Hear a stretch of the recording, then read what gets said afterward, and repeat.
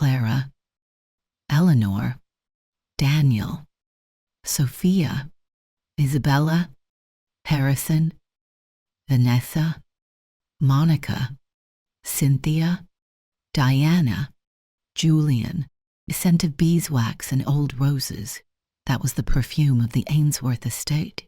For 30 years my existence had been interwoven with its rhythms, the ticking of the grandfather clock in the hall, the rustle of silk as Mrs. Eleanor Ainsworth descended the stairs.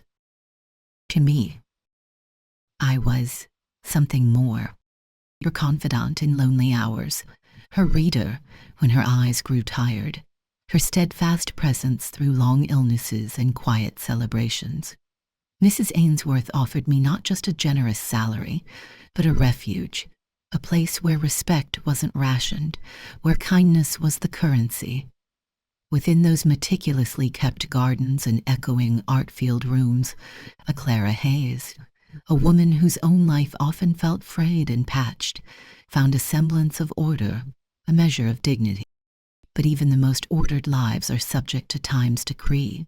The final prognosis from the softly spoken specialist confirmed what the increasing silences and waning strength already told us. Mrs. Ainsworth, my employer, my friend, my anchor for 3 decades, was preparing to leave. Her departure, though anticipated with a quiet dread, carved a hollow space within me, colder and more vast than the opulent rooms now filled with an unnerving stillness. After the somber elegance of the funeral, after the hushed meetings with her long-time solicitors, Mr. Harrison among them, I carefully folded my plain clothes into my worn suitcase. The life I had known here was over. It was time, finally, to go home. Home.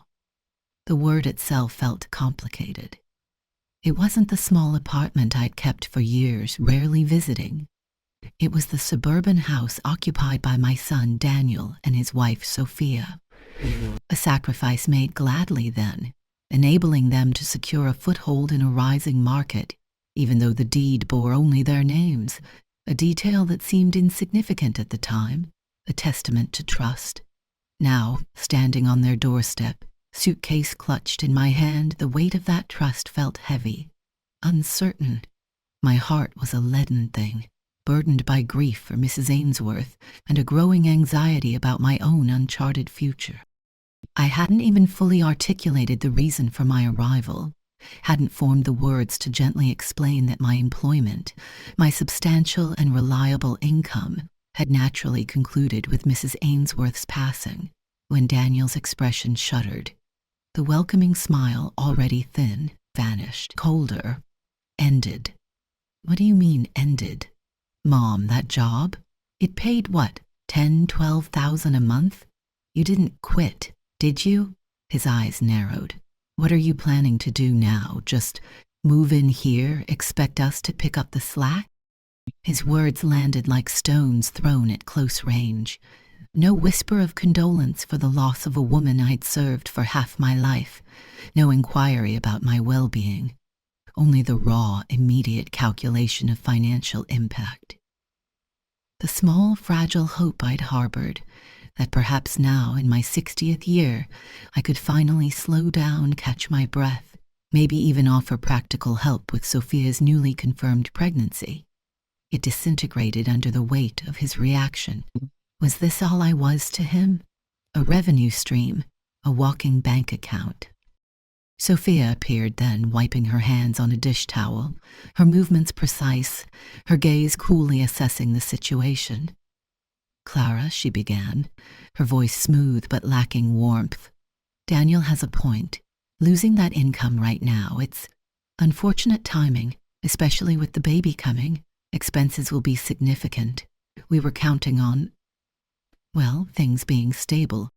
I looked from my son's face, now flushed with a mixture of panic and resentment, to my daughter-in-law's carefully neutral mask. 30 years condensed into that single, brutal moment. 30 years of devotion poured into Daniel, raising him single-handedly after his adoptive father, overwhelmed by the reality of a child with health issues not of his bloodline, had walked out. Ainsworth offered stability. the scraped-together tuition fees, the quiet pride watching him graduate, marry, start a life I had sacrificed so much to make possible, my own dreams deferred, travel, further education, perhaps even a late chance at love, all shelved for his benefit. And now, it counted for absolutely nothing. I wasn't a grieving mother figure returning to the family fold. I was a suddenly inconvenient, non-earning dependent, a problem to be managed. The realization struck with the force of a physical blow, a deep internal bruising, and somewhere, beneath the shock and the hurt, a tiny, cold spark ignited relief, sharp and clear, that I hadn't yet uttered a word about the other clause in Mrs Ainsworth's will, the astonishing, life-altering legacy she had secretly, incredibly left solely to me. The war had begun, and I hadn't even known I possessed the arsenal to fight back. The house, once a symbol of my sacrifice and their future, quickly became a pressure cooker. Daniel radiated tension, his mood swinging between sullen silence and sharp, impatient outbursts, directed mostly at me. Sophia maintained her facade of cool politeness, but her smiles never reached her eyes, and her helpful suggestions always seemed to involve me finding ways to be less present. The air grew thick with things unsaid, heavy with their disappointment and my burgeoning resentment. Sleep offered little escape, my nights troubled by replays of Daniel's words, by the chilling realization of my transactional value in their eyes. Isabella, Sophia's mother, arrived for her customary Sunday dinner, gliding in like a galleon under full sail, her presence immediately altering the house's dynamics. Isabella, a woman whose carefully constructed social standing was paramount, had always viewed my connection to Daniel as a regrettable necessity. Now, with that connection severed, I was merely Clara Hayes, the former assistant, the woman whose son hadn't quite measured up. Hoping to bridge the widening gulf, hoping to demonstrate my worth beyond a paycheck, I brought up Sophia's pregnancy during a lull in Isabella's monologue about her garden club politics. Isabella? Sophia? I was thinking, when the baby arrives, I'd be happy to help out, perhaps stay for a few weeks, give Sophia a chance to rest, help with night feeding. Isabella paused, her fork hovering mid-air. She surveyed me with an expression usually reserved for unsatisfactory caterers. "Clara, dear," she began, her voice syrupy sweet but laced with condescension. "That's quaint, but postpartum recovery, especially for someone like Sophia, requires professional expertise, certified care. We wouldn't dream of imposing on you. Besides," she added, delivering the barb with precision, "your background is in household management, wasn't it? Taking care of an infant today? It's a specialized field, hardly suitable for, well, for amateurs." Sophia, picking up her cue, seamlessly nodded. "Mother's right, Clara. We appreciate the thought, truly. But we'll be engaging a qualified baby nurse, someone with credentials." Her emphasis on the word credentials felt like another small, sharp jab. Then Isabella, ever practical when it came to other people's money, leaned forward slightly. "But since you'll have ample free time now," she continued, her eyes gleaming with calculation, "you can certainly contribute financially. The nurse, the night nurse, these things are exorbitant. Covering those costs would be the appropriate thing for you to do. Under the circumstances, it's the least you can offer, now that previous arrangement has concluded." Before I could even process the audacity, Daniel jumped in, eager to align himself with his mother-in-law. "Exactly, Mom. That's completely fair. You should never have left that position, not with the baby coming. We need you pulling your weight, contributing." The pieces clicked into place with horrible, undeniable clarity. It wasn't just that they didn't value my help. They actively disdained it while simultaneously expecting me to fund the professional help they deemed acceptable. I wasn't family. I was a resource to be exploited. My love, my time, my experience, worthless. Only my potential earning power or my existing funds held any value. The walking ATM was expected to keep dispensing cash, even when its primary source was gone. A coldness settled deep within me. My expression must have shifted, the carefully maintained neutrality cracking. "My employment ended, Daniel," I repeated, my voice low but distinct. "Mrs. Ainsworth passed away. It wasn't a decision I made, and frankly, I am 60 years old. After 30 years of service, I believe I've earned the right to retire." "Retired?" Sophia's laugh was sharp, brittle. "Retire on what, Clara? Don't be absurd. You don't have a pension, do you? We all know that," Isabella added smoothly. "Oh, that's right. You never prioritized saving, did you, Clara? Always spending on necessities."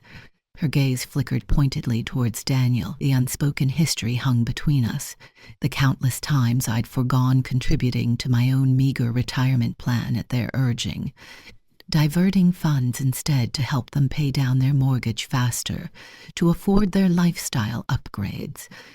Sacrifices made willingly then, framed as family helping family. Now those same sacrifices were being wielded as weapons, proof of my supposed irresponsibility. Daniel, perhaps sensing the shift in my demeanor, tried to regain control, attempting a tone of strained reason. "Mom, let's not get emotional. You're stressing Sophia out, and that's not good for the baby. Look," he continued, forcing a placating smile that didn't reach his eyes. "You're in great shape, fit as a fiddle. There's absolutely no reason you can't work another 15, 20 years. 80 is the new 60, right? Save the retirement talk for when you actually need to retire." "Another 20 years. The phrase landed like a sentence. Not a suggestion, but an expectation, a demand. Keep working, keep earning, keep funneling money their way. Until I was 80. The promises whispered years ago, the tearful vows of future care.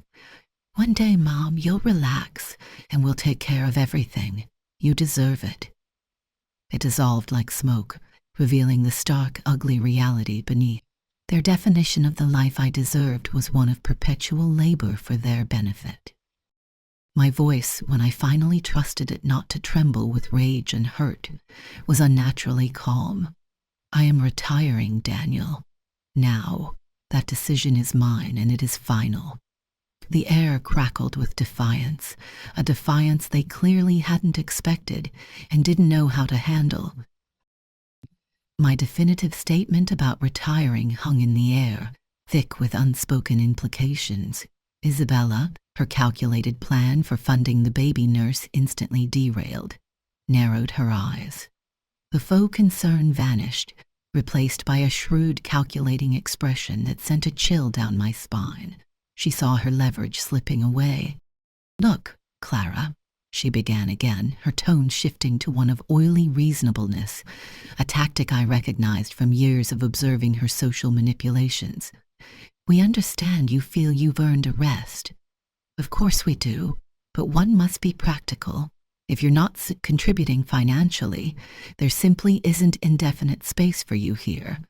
This house isn't enormous, you know, but—" She paused, leaning forward slightly, a conspiratorial glint in her eye. "I might have a rather elegant solution.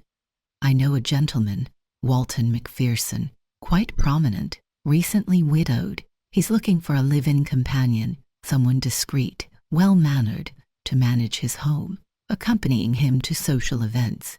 Very generous compensation. Beautiful estate on the coast. It's remarkably similar to your arrangement with dear Eleanor Ainsworth, isn't it? A seamless transition, really? You're perfectly suited for that kind of role." Sophia's eyes lit up with avaricious delight. "Mother, that's brilliant. Perfect. Then you could easily afford to help us out, Clara. Send us a generous allowance each month. It's a win-win for everyone." She beamed, utterly oblivious to the degrading nature of the suggestion. The audacity of it, the cold-blooded calculation, left me momentarily breathless. They weren't just dismissing my desire for rest. They were actively trying to place me back into service, packaging it as a favor, a solution to their problem of my non-earning presence. My value was solely tied to my ability to serve the wealthy and funnel proceeds their way. My face felt like stone, my voice when it emerged. I told you, I am done working in anyone else's house. I will not be a companion, an assistant, or anything else. I am retired. Isabella's carefully applied smile evaporated like morning mist. Her eyes hardened. "Fine, Clara," she snapped, her voice dripping ice. "If you insist on being utterly unreasonable and selfish, there are other options, less comfortable perhaps, but more fitting for someone expecting a free ride. There's the Elm Senior Residence just outside town. Not luxurious, certainly, but adequate. You could apply for one of their work-stay programs. They always need kitchen help, laundry assistance, janitorial staff, something to earn your keep, pay for your board and lodging." Sophia nodded eagerly, relieved to have found a way to dispose of me without financial obligation. "Yes, that's much more sensible. You can't just expect to live here indefinitely doing nothing, Clara. At Elmwood, you'd at least be pulling your own weight, contributing something, stop being such a burden." A burden. After pouring my life, my love, my resources into the sun standing silently beside them. Rage, cold and sharp, finally broke through my composure. I turned directly to Daniel, forcing him to meet my gaze. "Daniel." I kept my voice low, but it trembled with the force of my anger. "Do you hear your wife and your mother-in-law? Do you genuinely believe you, the woman who raised you, to scrub toilets and wash dishes in a second-rate nursing home is an acceptable solution, just so you aren't inconvenienced by her presence? Is that the measure of your gratitude?" He flinched, his eyes darting away, unable to hold my gaze. He mumbled defensively, "Mom, be realistic. You always talked about wanting independence. This way you support yourself. We don't owe each other anything. It's dignified." He fumbled for his phone, avoiding my eyes, scrolling frantically. "Actually, I looked earlier. Elmwood has an opening for a kitchen assistant right now. Immediate start. You could move in by the end of the week. Here, I have the number." He started tapping the screen, about to dial. "Right there," as if arranging a delivery. The room seemed to spin. The casual cruelty, the eagerness to be rid of me. It was incomprehensible. This was the child whose nightmares I'd soothed, whose triumphs I'd celebrated more fiercely than my own, whose future I had sacrificed everything to secure. And he was dialing a number to dispatch me to a life of drudgery and institutional living. Tears, hot and stinging, finally overflowed, blurring his image. "Daniel." I choked out his name, the sound thick with pain. "I gave you everything. I worked my fingers to the bone. I put my life on hold. I drained my savings to give you this house. And now you can't wait to throw me out like garbage? Is this truly how you repay a mother's love?" For one agonizing heartbeat, I saw a flicker of something in his eyes. Shame? Guilt? Maybe even love. But it vanished as quickly as it appeared, extinguished by a surge of raw, defensive anger. He lashed out, not with words at first, but with action. He kicked my suitcase, the one sitting forlornly by the door, sending it crashing against the wall. "My choices, my sacrifices," he yelled, his face contorted, spittle flying. "You think you're some kind of martyr. You made those choices. If you hadn't divorced Dad..." The sheer, brutal injustice of it, the deliberate twisting of a painful past he couldn't possibly understand, struck me dumb. He had no concept of the ultimatum his adoptive father had given me. Choose the struggling adopted child or choose the marriage. He had no idea that the divorce he blamed me for was the very act that kept him out of the foster care system his father would have gladly consigned him to. Every decision, every tear shed, every sacrifice made was to prevent the very outcome he now accused me of causing. The pain was no longer just emotional. It felt physical, like a dull knife twisting slowly in my chest, shredding the last vestiges of maternal feeling, leaving only a desolate, aching void. My son, the focal point of my existence for 3 decades, saw me not just as a burden, but as the architect of his perceived misfortunes, a debtor who could never repay the imaginary price of his existence. The raw hatred in Daniel's eyes, the utter lack of recognition of our shared history, our supposed bond. It acted like a splash of icy water, extinguishing the hot tears of pain and replacing them with a chilling calm. This enraged stranger was not the son I had loved and nurtured. That son, perhaps, had never truly existed outside my own hopeful projection. If this hateful, distorted reflection is all that remains of the boy I raised, I said, my voice surprisingly steady, devoid of inflection, then you are right about one thing. We are done, completely. You and I, we have nothing more to say to each other. I bent down, my movements slow and deliberate, ignoring the throbbing in my chest, and picked up my abused suitcase. As I turned towards the door, Isabella lunged, grabbing my arm with surprising strength. You can't be serious, Clara. He is your son, your flesh and blood. You have a responsibility to him, to his future. Sophia rushed forward, her face flushed with outrage, echoing her mother. What kind of monstrous mother just walks away? After everything we owe you. No, after everything you owe him. It's unbelievably irresponsible. A laugh escaped me then, a dry, humorless rasp. Responsible? I turned to face them, my gaze sweeping over their indignant faces. Isabella, you lecture me on responsibility. Sophia, you, a woman with a university education? Let me educate you both. A parent's legal obligation ends when a child reaches adulthood. I supported Daniel financially, emotionally, physically, until he was well into his 30s. Morally, I gave him my entire adult life. What more, precisely, do you imagine I owe him? Daniel, recovering from his outburst, his face still mottled with rage, stepped forward again. Owe me, he snarled, his voice dripping venom. You owe me everything. Every disappointment, every struggle in my life is because of you and your bad choices. You owe me for the life I should have had. He took another step closer, his fists clenched. Did I ask to be adopted? Did I ask you to ruin my chance with my real father? Did I ask for any of this? His voice rose to a near scream, bordering on hysteria. The sheer, unhinged nature of his accusations, the blending of ignorance and malice, was almost breathtaking. He didn't know. He truly didn't know the truth he was so desperately, unknowingly circling. The truth about the hospital bills I still kept filed away, detailing the fight for his fragile infant life. Truth about the biological mother who discarded him like refuse. The truth about the adoptive father who rejected him. I had built a wall around that truth to protect him. And now he was using his ignorance of it as a weapon against me. I didn't enlighten him, not then.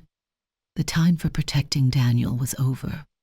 The time for protecting myself had arrived. You have profound questions about your existence, Daniel, I said, my voice dangerously quiet. Perhaps you should seek out your birth mother, the one who left you wrapped in rags in a dumpster behind a bakery.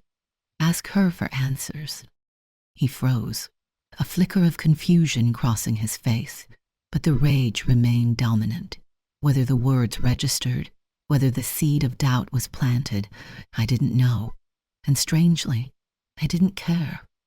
I shook off Isabella's weakening grip, my movement decisive. I walked out of the door I had entered with such naive hope only days before, the door of the house my sacrifices had built. The shouting began before I reached the sidewalk, Isabella's voice shrill with fury. You heartless bitch, disowning your own son. You're not even human. Followed by Sophia's parting shot. Don't get too comfortable with your independence, Clara. When you're old, sick, and alone, begging on the street, don't you dare come crawling back to us, and don't even think about this house. It belongs to us. It's in our names, legally. I stopped at the curb, turned slowly, and looked back at the two women framed in the doorway, their faces contorted with righteous anger. Their threats felt pathetic. Impotent. You should worry less about my future, and more about your own, I said, my voice carrying clearly in the quiet street. This house, this roof over your heads, every nail, every wire, every floorboard, was paid for with money I earned. Money earned while I cleaned other people's houses before dawn, while I served tables late at night, while I cared for Mrs Ainsworth through long, exhausting days. The records are meticulous, if I choose to reclaim what is rightfully mine. Don't be so arrogantly certain that pieces of paper with your names on them will protect you, especially, I added, letting the words hang like a guillotine's blade, when the circumstances surrounding that deed can be fully illuminated. Sophia laughed then, a high-pitched, mocking sound. You bluffing, washed-up old servant. You probably don't have 2 pennies to rub together. Get lost before I call the police for trespassing. She slammed the door with finality. I didn't react. I simply turned away. The streetlights were beginning to hum on. I pulled out my phone. First, I dialed Mr. Harrison, Mrs. Ainsworth's trusted lawyer. Mr. Harrison, I said, my voice calm, steady. It's Clara Hayes. We need to proceed, immediately, with everything, especially the house. Then, I opened a hotel booking app. The penthouse suite at the Grand Excelsior awaited. Mrs. Ainsworth's staggering $8 million legacy, a secret she'd kept even from me until after her passing, revealed in a private letter alongside the formal documents, was not meant to be frittered away or hidden in fear. It was time to stop being Clara Hayes, the publisher, and embrace the power Eleanor Ainsworth had unexpectedly bestowed upon me. Justice, starting with that house, was the first order of business, and perhaps a little bit of well-deserved luxury along the way. The Grand Excelsior penthouse suite felt like another planet. Gleaming surfaces, panoramic city views, silent deferential staff anticipating needs I didn't know I had. It was a world away from the stifling atmosphere of Daniel and Sophia's house, a world Mrs. Ainsworth had navigated with quiet grace. Now, thanks to her astonishing posthumous generosity, it was mine, at least temporarily. The contrast was jarring, amplifying the surreality of my situation, grieving the loss of my employer and friend one moment, reeling from my son's brutal rejection the next, and now, unexpectedly, grappling with the reality of immense wealth. My days found a strange new rhythm. Mornings were spent in hushed consultations with Mr. Harrison and his team in their polished downtown offices. He was a rock of calm professionalism amidst my emotional turmoil. He patiently explained the intricacies of the trust Mrs. Ainsworth had established for me, confirmed the $8 million figure was accurate and entirely unencumbered, and assured me the funds were securely mine. He listened intently to the story of Daniel's betrayal, his expression growing increasingly grim. The documentation regarding the house purchase is strong, Clara, he'd stated firmly. Your traceable funds, witness accounts of their promises. We have a very solid case for reclaiming it, despite their names on the deed. It will be a fight, but one I believe we can win. Part of Mr. Harrison's strategy involved establishing my new financial reality publicly, albeit discreetly.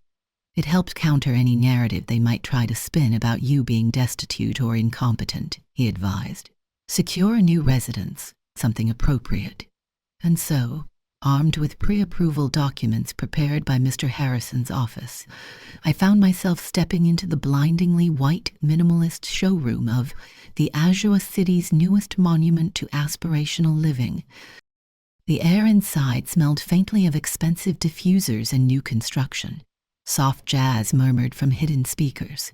Potential buyers, exuding an aura of casual wealth, drifted among displays of Italian marble and German appliances. Monica, a young agent with eager eyes and a warm, genuine smile, approached me almost immediately. Welcome to the Azure Heights.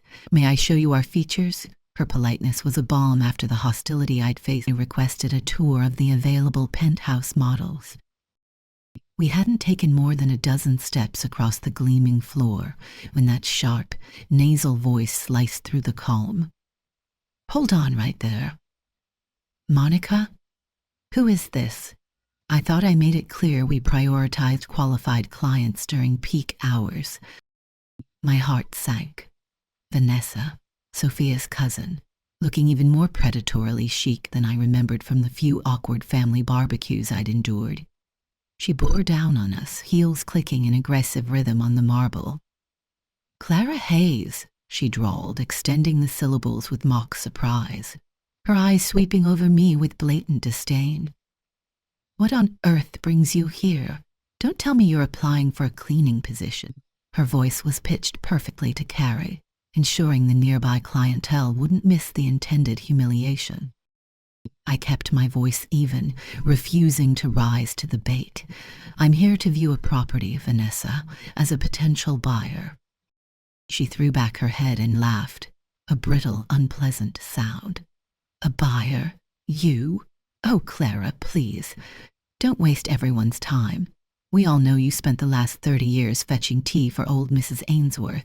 Perhaps you're looking for the service entrance. She stepped directly in my path, physically blocking me, a smirk playing on her lips. Or maybe, she added, lowering her voice to a conspiratorial whisper that still carried, you're just hoping to snag some free champagne and pretend you belong? Monica looked mortified. Vanessa, please, she murmured. I can assist Miss Hayes. You'll do nothing, trainee, Vanessa snapped, turning on the younger woman with startling venom. I handle the real clients here. Security, she called out, gesturing towards the two guards flanking the entrance. Could you please escort this visitor out? She seems to be confused about where she is. The showroom fell utterly silent. Every eye was on me. I felt a flush creep up my neck, the familiar sting of humiliation, but beneath it a cold resolve hardened. No more. I raised my hand calmly, halting the approaching guards. On authority, are you asking me to leave? I addressed Vanessa directly. I am a prospective buyer interested in the penthouse units. I then turned, making eye contact with the other clients, who were watching with varying degrees of curiosity and discomfort. Perhaps you can tell me, I addressed the room. Is it standard practice here to eject potential clients based on assumptions about their former employment? The guards hesitated. Alex, the sales manager, materialized instantly, his professional smile strained. Madam, is there an issue I can help resolve? He asked, his eyes flicking nervously between me and Vanessa. Alex, Vanessa interrupted imperiously. This woman is clearly not a serious buyer. She was a domestic assistant. She's probably just looking for handouts or, worse, casing the building. I was handling it. Alex cleared his throat, looking deeply uncomfortable. Madam, he said, turning back to me, his tone courteous but firm, while we welcome all visitors, our penthouse viewings are typically by appointment and do require, a certain level of financial verification as standard procedure. Of course, I replied smoothly. I didn't reach for the documents Mr. Harrison had prepared. Instead, I pulled out my personal phone, unlocked it, and opened the secure banking application linked directly to the Ainsworth Trust account. I simply held the screen up, angled slightly so Alex, Monica, and the now gaping Vanessa could see the balance clearly displayed, just over $8 million, followed by several cents. A collective gasp seemed to suck the air from the room. Monica's eyes were wide as saucers. Alex blinked rapidly, his professional composure momentarily deserting him. Vanessa looked as if she'd been physically struck. Her face cycled through disbelief, fury, envy, and finally a sickly greenish pallor. That can't be real, she stammered, her voice high-pitched. It's a fake app. She worked as a servant. I know her family. There is absolutely no way. Vanessa, That is quite enough. Alex's voice was sharp, cutting her off mid-shriek. He turned back to me, his face radiating apology. Madam Ms. Hayes, please accept my most profound apologies for this unacceptable incident. Miss Vance's behavior is completely unprofessional and will be dealt with severely. Please, allow me to personally show you the penthouses. I offered a small, tight smile, deliberately looking past Vanessa, towards the stunned but hopeful Monica. No need, Mr. Alex. Monica here has been perfectly professional and pleasant. I would like her to continue the tour. I met Alex's gaze directly, and I should mention, I fully intend to make a purchase today, possibly 2 units. I trust Miss... Vanessa stood frozen, impotent rage warring with disbelief on her face. She watched, speechless, as Monica, practically vibrating with excitement and relief, led me towards the elevator bank. As the doors slid shut, I could still see Vanessa's reflection in the polished steel. A mask of stunned fury, but just before the doors closed, I heard her hiss to someone nearby, loud enough for me to catch. Sleeping with the old woman's husband before she died, I bet. Or the old woman herself. Disgusting. The venom was palpable, but strangely it barely touched me now, and I was just beginning to wield it. Inside the ascending elevator, I turned to Monica. The largest penthouse available, please, and perhaps a secondary unit on a lower floor for investment purposes. Let's review the floor plans. The transaction itself felt secondary. The real victory was the silence of the defeated bully left standing on the marble floor below, and the knowledge that Isabella and Sophia would hear about this soon. The swift, decisive purchase of the 2 Azure Heights condominiums, paid in full via wire transfer orchestrated by Mr. Harrison, created precisely the ripples we'd intended. News travels fast amongst the city's elite, and even faster amongst those like Isabella and her set, who hover eagerly at its periphery. Vanessa's dismissal from the Azure Heights sales team for gross misconduct towards a valued client became a piece of delicious gossip, though the full details remained murky, adding to the intrigue surrounding my sudden emergence as a woman of means. My life adopted a surreal rhythm. Mornings were spent with Mr. Harrison's formidable legal team, poring over strategies to untangle the house ownership, documenting Daniel and Sophia's financial dependence on me over the years, and preparing affidavits. Mr. Harrison remained optimistic. The paper trail is clear, Clara. Your funds, their lack of contribution, their verbal promises witnessed by others. She points towards a constructive trust. Afternoons were dedicated to the blank canvases of my new apartments, selecting furniture, commissioning art, trying to imagine a future life within those walls felt both daunting and exhilarating.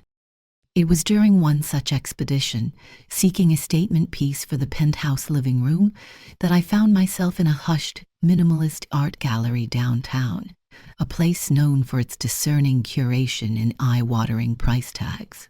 I recognized the owner, Julian Croft, a quiet, silver-haired gentleman Mrs. Ainsworth had occasionally patronized and who had attended her memorial service. I was immersed in the quiet intensity of a large abstract canvas, all turbulent blues and grays, when the gallery door chimed, admitting a wave of perfume and brittle laughter.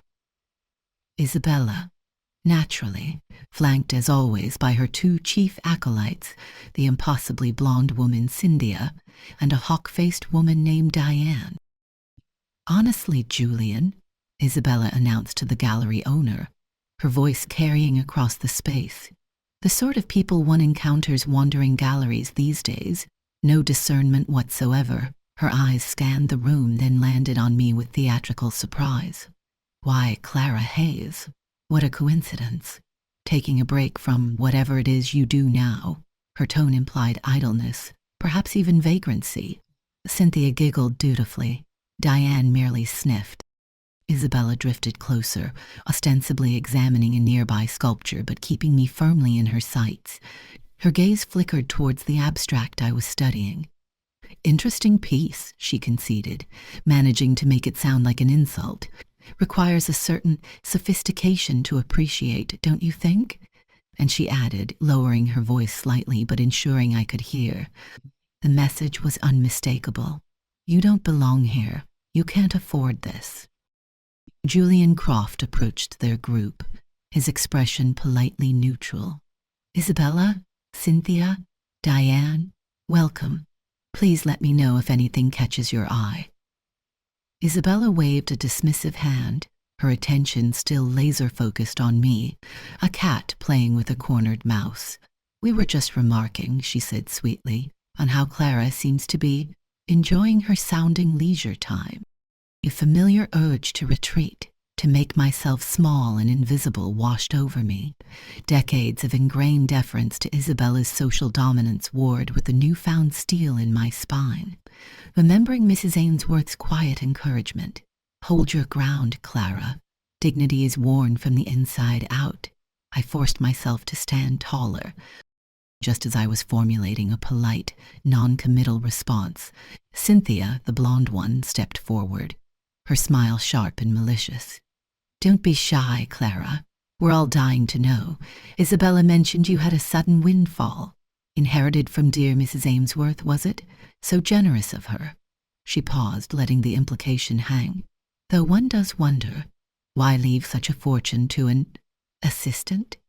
Unless the relationship was perhaps more personal than anyone realized. Diane smirked knowingly. The air crackled. Julian Croft looked horrified. This wasn't just gossip. It was slander, flung carelessly in a public space. The insult wasn't just to me, but to the memory of Mrs. Ainsworth, a woman of unimpeachable integrity. That thought, that they would tarnish her memory with their petty venom, snapped something within me. I turned fully to face them, my gaze cold. "Actually, Cynthia," I said, my voice dangerously calm, "I was just deciding on this piece." I gestured towards the turbulent blue abstract, "and I believe I'll take that serene landscape by the window as well. A nice contrast." I caught Julian Croft's eye and inclined my head slightly. "Julian, if you would be so kind, please have these delivered to my residence at the Azure Heights. You have my details on file, I believe. Charge it to my account, Clara Hayes." The effect was immensely satisfying. Cynthia's jaw dropped. Diane looked momentarily stunned. "Isabella?" Isabella stared as if I'd sprouted wings, her carefully composed face finally showing cracks of disbelief and something that looked remarkable. "Every dollar I possess, Isabella," I interrupted, my voice cutting through her sputtering, "was acquired legally, ethically, and is fully accounted for, either earned through decades of loyal service or inherited through the documented, notarized last will and testament of a woman who valued that loyalty." I took a step closer, lowering my voice but infusing it with ice. "Unlike, perhaps, the funds one might acquire by suggesting her own recently unemployed mother prostitute herself as a live-in companion to a wealthy widower, or by plotting to have her son commit her nursing home as a janitor to avoid supporting her, I let the questions hang in the air, watching the blood drain from Isabella's face. "Tell me, Isabella," I continued relentlessly, "do those sound like the actions of someone concerned with ethics or legality?" She recoiled, physically stepping back, her eyes wide with genuine fear now. You wouldn't," she whispered, glancing frantically at her friends, who were now desperately avoiding eye contact, pretending to be engrossed in a nearby sculpture. "Wouldn't I?" I allowed myself a small, cold smile. "Fortunately for you, perhaps, I recorded some of those fascinating family discussions." That was enough. Isabella visibly trembled. "We're leaving," she announced abruptly, grabbing Cynthia and Diane by the arms. "This gallery has become unpleasant." She practically frog-marched them out the door, casting one last, terrified, hateful glance back at me before disappearing onto the street. Julian Croft approached me quietly after they'd gone, his expression a mixture of apology and respect. "Miss Hayes," he murmured, Your paintings are magnificent choices. They will be handled with the utmost care. Standing there, surrounded by the silent beauty of the art, the power of quiet truth, I felt another thick layer of the old, subservient, frightened Clara dissolve. The ghosts of past humiliations were fading, losing their spectral grip in the face of hard currency and harder resistance. Victories in the condo showroom and the art gallery were satisfying, reinforcing my newfound sense of agency. But they were skirmishes. The real war, I suspected, was yet to come, and it arrived, predictably, through Daniel. Whether driven by Isabella's panicked reports, Vanessa's vengeful gossip, or simply his own festering resentment and desperation, he chose a new battlefield, the murky, often vicious world of online streaming. It wasn't Beatrice or another concerned friend who alerted me this time. It was Mr. Harrison's office. One of his paralegals, conducting routine online monitoring related to my case, stumbled upon it, a channel on some obscure, edgy streaming platform, favored for its lack of moderation, titled simply, "Betrayed Son Speaks Out." My blood ran cold as Mr. Harrison forwarded the link with a grave note. "Clara, you need to see this. We must act immediately." Steeling myself, I clicked and watched, my initial numbness turning to sick disbelief, then to a white-hot cleansing rage. There was Daniel, not the furious, cornered young man I'd last seen, but a carefully crafted persona. He looked deliberately disheveled, his eyes shadowed, perhaps with makeup, his voice thick with manufactured emotion. He spun a heartbreaking narrative for his growing audience. He spoke of a beloved mother, transformed overnight by sudden, mysterious wealth, inherited, he hinted darkly, under questionable circumstances from her recently deceased, very wealthy female employer. The implication of impropriety, though veiled, was clear.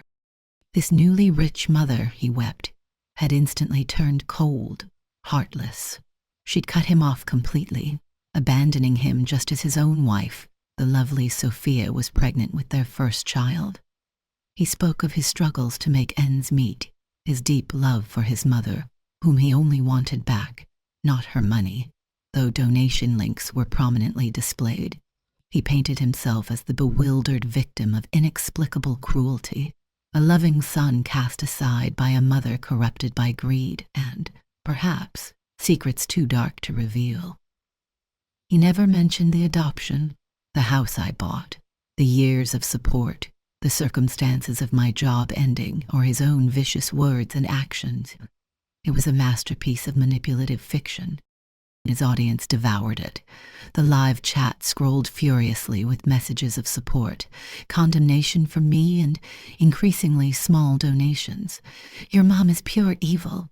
Hang in there, brother. We support you." Grainy photos, likely scanned from old albums I'd left behind, flashed on screen. He was meticulously constructing my public execution, portraying himself as the grieving survivor. I was being tried and convicted in the court of anonymous online opinion. Mr. Harrison was apoplectic when we next spoke. "This is textbook defamation, Clara, character assassination, harassment. We file injunctions, takedown notices, lawsuits. We throw the book at him." "Yes," I agreed, my voice surprisingly calm amidst the internal storm. "We do all of that, Mr. Harrison, but not just that. He's chosen a public arena. It's time I stepped into it myself." That evening, ignoring the churning in my stomach, I created my own account on the same streaming platform. My channel name, Clara Hayes, The Truth About Daniel. I spent hours with Mr. Harrison's tech-savvy assistant, learning the basics of streaming, setting up overlays. I gathered my arsenal, scanned bank statements proving the house purchase funds originated from my accounts, the official, notarized Ainsworth trust documentation detailing the inheritance, its source, and its legality. Isabella's and Sophia's damning voicemails suggesting demeaning jobs, photos of bills meticulously saved over Daniel's childhood heart condition. And finally the cornerstone, The official adoption decree, dusty but irrefutable, bearing my name and that of my ex-husband. I even arranged for Monica, the young real estate agent, to be on standby, willing to provide a brief recorded statement about Vanessa's slanderous accusations regarding my relationship with Mrs Ainsworth, should it become necessary. My counterattack began subtly during Daniel's next live stream, as he was tearfully recounting some fabricated childhood slight.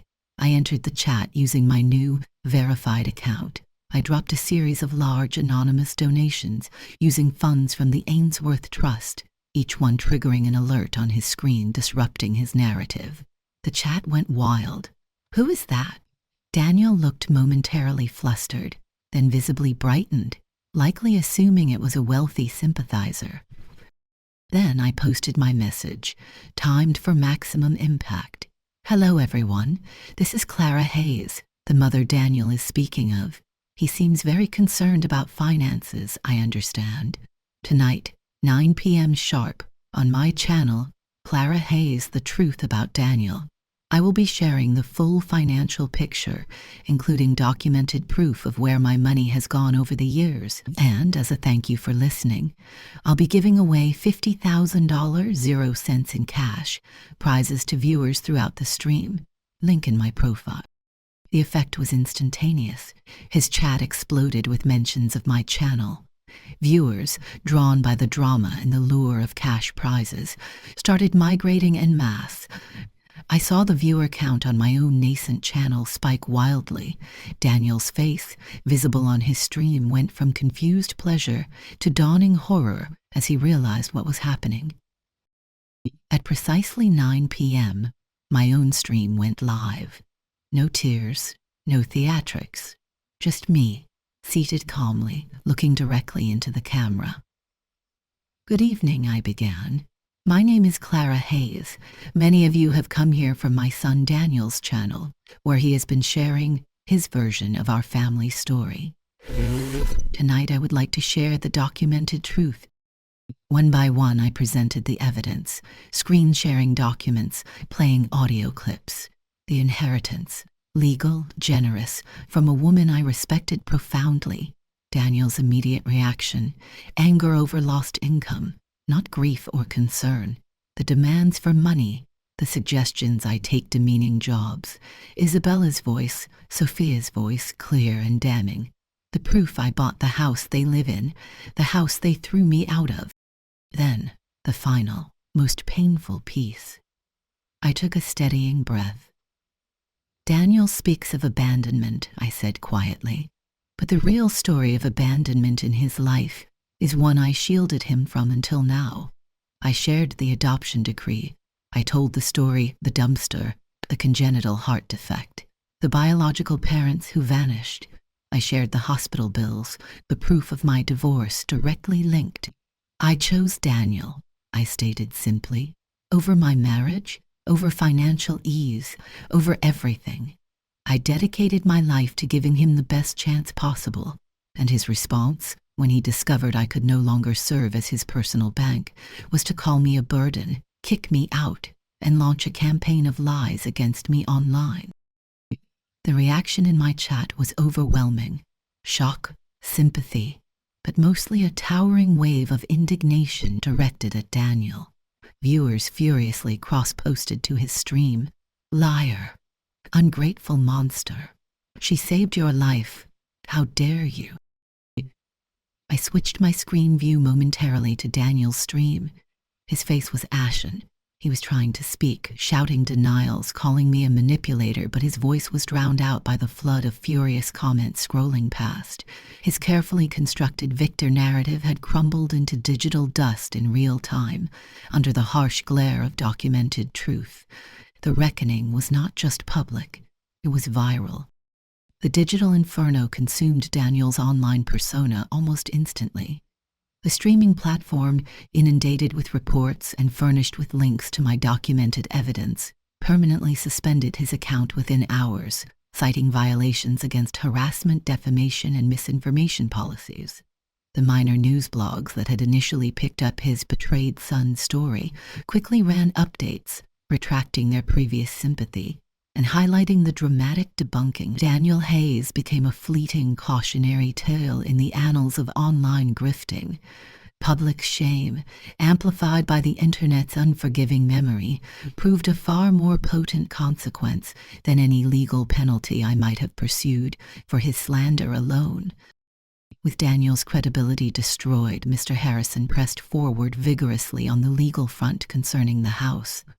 Presented with the overwhelming evidence, financial records, witness statements corroborating Daniel and Sophia's promises of future care in exchange for the house purchase, and now the public admission of their treatment of me, their legal position became untenable. Facing a potentially costly and embarrassing court battle they could not win, they agreed to sign the property back over to me without contest. They vacated within weeks, leaving behind a house that felt tainted by their presence, filled with the ghosts of broken promises and curdled love. Sophia, I learned through Mr. Harrison, filed for divorce almost immediately, severing all ties with Daniel in the toxic fallout of his actions. She reportedly moved back in with Isabella, vanishing back into the world of quiet judgment from which she'd emerged.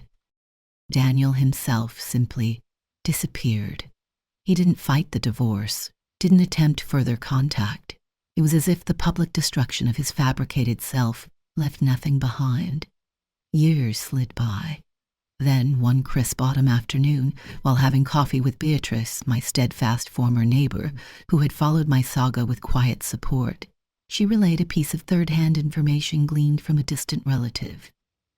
Daniel had been sighted drifting through various cities on the West Coast. No steady job, estranged from everyone, often seen arguing with himself on street corners, consumed by a narrative of perpetual victimhood and resentment only he still believed. Hearing this didn't bring satisfaction, nor did it stir the old embers of anger. It brought only a profound, weary sadness, a sense of waste. He was adrift, lost in the wreckage of his own choices, a stark illustration of how unchecked bitterness can corrode a life from the inside out. No amount of online sympathy could save him from himself. The first year after the upheaval was about reclaiming and rebuilding. I sold the 2 Azure Heights condominiums, the defiant purchase having served its purpose. The substantial profit further solidified the Ainsworth legacy. I also sold the house Daniel and Sophia had lived in. The memories were too sharp, with the walls too saturated with betrayal. Instead, I found a charming, light-field brownstone apartment overlooking a leafy city park, smaller than the penthouse, less imposing than the Ainsworth estate, but unequivocally mine, filled with art I loved and the quiet hum of a life lived on my own terms. With Mr. Harrison's guidance, I formally established the Ainsworth Foundation for Children's Arts Education, pouring my energy and resources into supporting programs that brought music, painting, and literature to underserved communities felt like the most fitting tribute to Mrs. Ainsworth's quiet elegance and generosity. It brought purpose back into my days, replacing the years of service to one person with service to many, but this time driven by choice, not obligation. Life settled, the sharp edges of the betrayal softened, coming part of the complex tapestry of my past, not the defining feature of my present.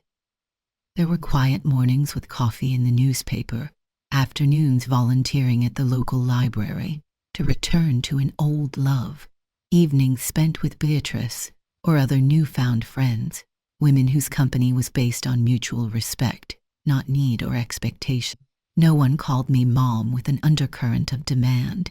No one questioned my worth based on my bank balance or my ability to serve. Sometimes, catching my reflection, I see the lines etched by grief and struggle. But I also saw a strength, a resilience I hadn't known I possessed.